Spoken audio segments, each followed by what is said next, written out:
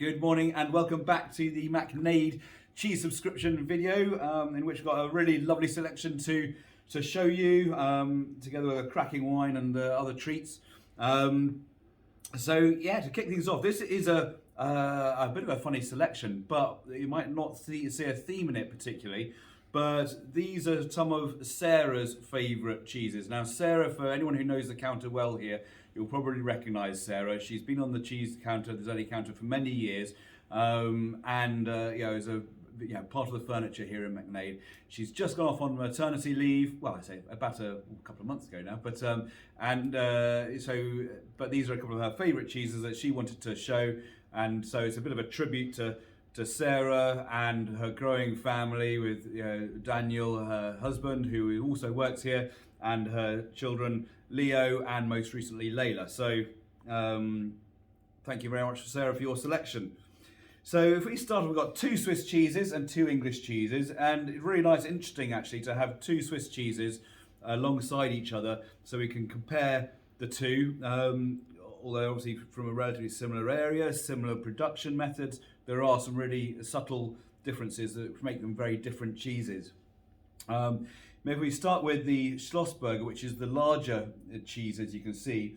This comes from Jumi Cheese Affineurs, who actually have a stall in Borough Market as well, so really worth a visit there. But the Schlossberger comes from, as you would imagine, the Schlossberg town or village in Switzerland, and they surround the ruins of the Schlossberg Castle, and the cheeses are then matured, as you'd expect, in the caves which actually beneath the old castle. So if we try that, obviously with a lot of Swiss cheeses, they are not necessarily single herds. They will come from a number of farmers in the immediate area who bring all their milk together into a cooperative, if you like, and then the cheeses will get amalgamated and go into a cooperative cheese. So obviously you get huge cheeses, big heavy wheels of cheese, really wonderful. You can really, obviously they're fairly smooth and velvety, but you can smell the sweetness and the nuttiness, and the really lovely flavour with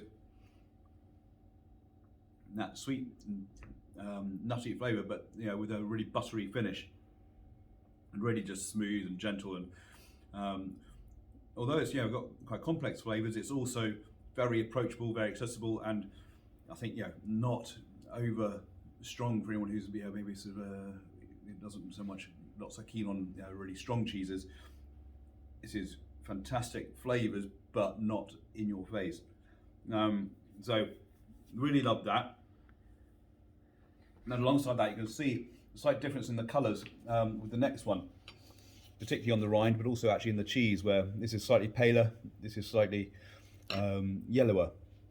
This is between 18 and 23 months it's matured for.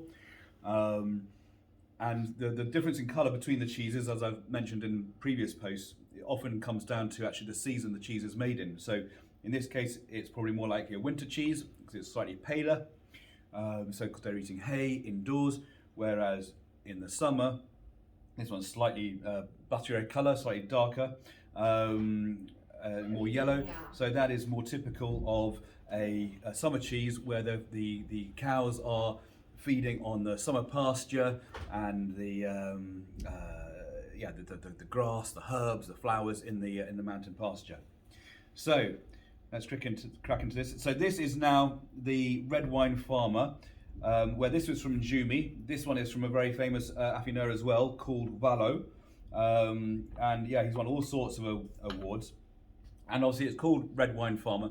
That's not its natural Swiss name, obviously, but it's called Red Wine Farmer because it is, you can see from the colour of the rind, it is washed in red wine. And you can get that flavour because you smell the cheese, and it's got that sort of a bit more richness to it, but it's got a lot of complex flavours in there.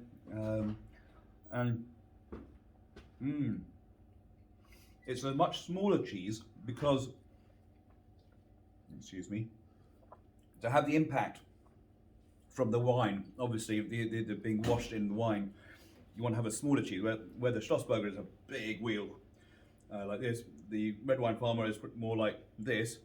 So obviously, the washing with the wine has much more influence over the cheese, with it being a smaller cheese.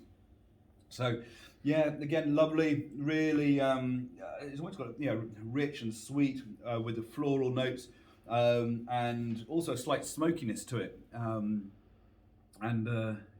Yeah, it's a really popular cheese on the counter. We've been selling.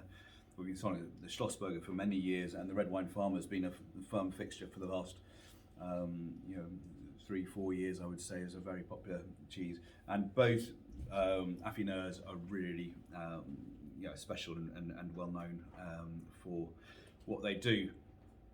So those are the two Swiss cheeses. Obviously, similar styles, really smooth, really creamy, but lovely, nutty and floral flavours that come through. And again, the colour difference, obviously, just indicative of the changing seasons when the cheese is made, because obviously no cheese is ever alike. The changing of the season and the grass which they're feeding on. So then, I'll tell you what, I'm going to have one of those dates actually to work with that, because these medjool dates are absolutely incredible. Now I think people know medjool dates; they are the king of dates, and these are Palestinian, really good quality. And people often think of obviously dates are quite well known as being good accompaniments for a cheese board, and I think particularly for these cheeses, they really work really well. So we haven't got a chutney or anything like that this month, but I thought these would work really well. Really caramel, rich flavour, which I absolutely love, and really complements the cheese as well. Made by very much a company who've got very strong ethics, and a really interesting business in Palestine, who we buy them from direct. They also got all sorts of other products as well, with their olive oils and their frike and a number of other products. So really interesting little business. If we move on to Waterloo now, I think was it a couple of months ago we did used sheep cheeses, and you may remember we had the Wigmore. So this is the Waterloo, which is their sister cheese. The Wigmore was their original ewe's milk cheese, which has been made by the dairy for many years, and then I think this was their second cheese, the Waterloo. Obviously, the Wigmore was a ewe's cheese. This is a cow's cheese, and you can see again by the colour of the cheese, it's really sort of buttery colour, and that's because they're a Guernsey breed cow, and they give that really rich carotene-rich milk, which gives this naturally really buttery, full-on buttery colour. The reason it's called Waterloo is because originally, they have now moved, they've taken a herd to another farm nearby, but the original milk was coming from the Duke of Wellington's estate, and obviously, consequently, the name Waterloo. But they have now moved that, they're using milk from a different herd now, just near Henley, so very local again. Just again, now this one, maybe I should have left it out a little bit longer, so do let it come up to temperature, room temperature, nice and slowly, and enjoy. I'm going to have it out with one of these crackers actually, which would be perfect with the olive oil and sea salt cracker.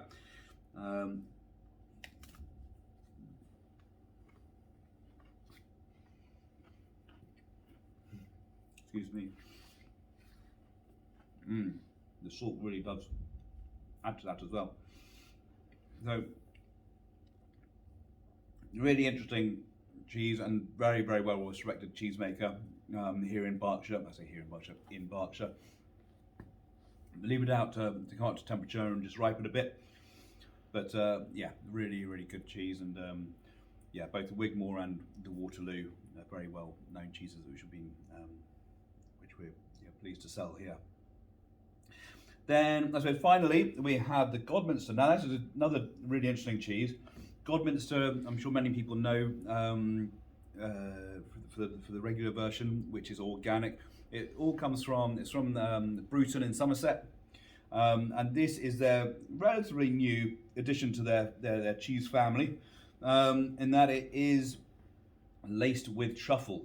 So it's exactly the same cheese as the usual, but is now has the addition of the truffle through it. So you can obviously see it straight away, the speckles of the truffle, and that's the European black truffle.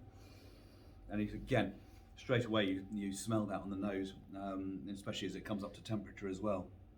But the herd for this, so this is the exact same cheddar as in their regular cheese. One is in the red wax, but this has got the addition of the truffle through it. So the original cheddar is made it's from an organic farm in the Godminster Farms in Bruton. There's 3 different varieties of cow that are make up the herd. They've got Friesians, and they've got Shorthorns, and forgive me, the other is the Normand. So yeah, 3 different varieties of cow. All organically farmed, so the feed all comes from their farm, which is organically made, and then obviously the cows are organically reared as well, with as much time outside as possible. So hence the depth of flavour through all the rain that falls in Somerset, with the lush grass, and obviously it really helps the cheese, which hence why Somerset cheddars are so highly regarded. But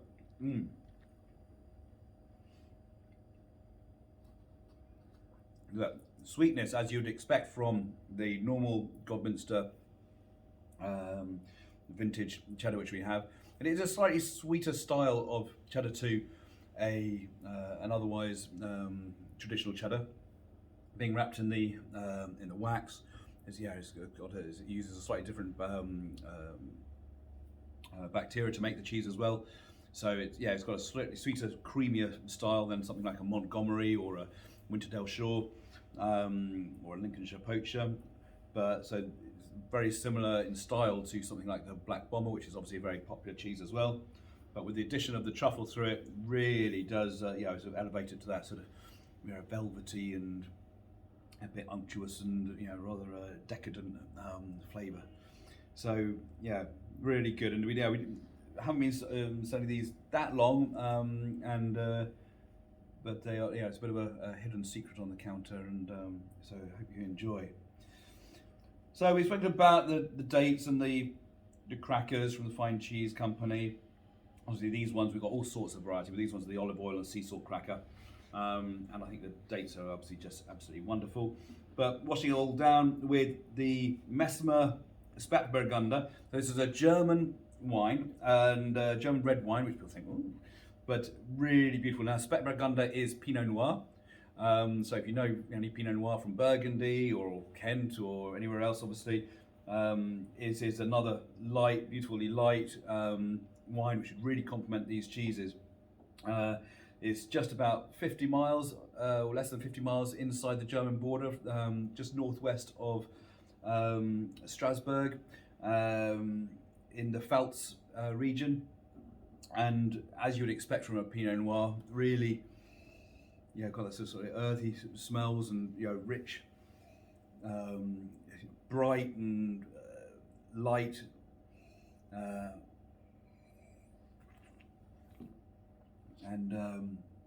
Really enjoy it. It got that sort of almost mushroomy nose as well, which works well with the truffle. But equally, it's from a not dissimilar region to the Swiss cheeses, not too far away from there, and they work very well with Pinot Noirs and lighter style of wines. And so this is a really good match for that. I think obviously we still don't drink enough German wine. German wines are so good, and there's so much variety. This estate, obviously, this is the Pinot Noir, but they also do a Pinot Gris, a Pinot Blanc, and a Riesling.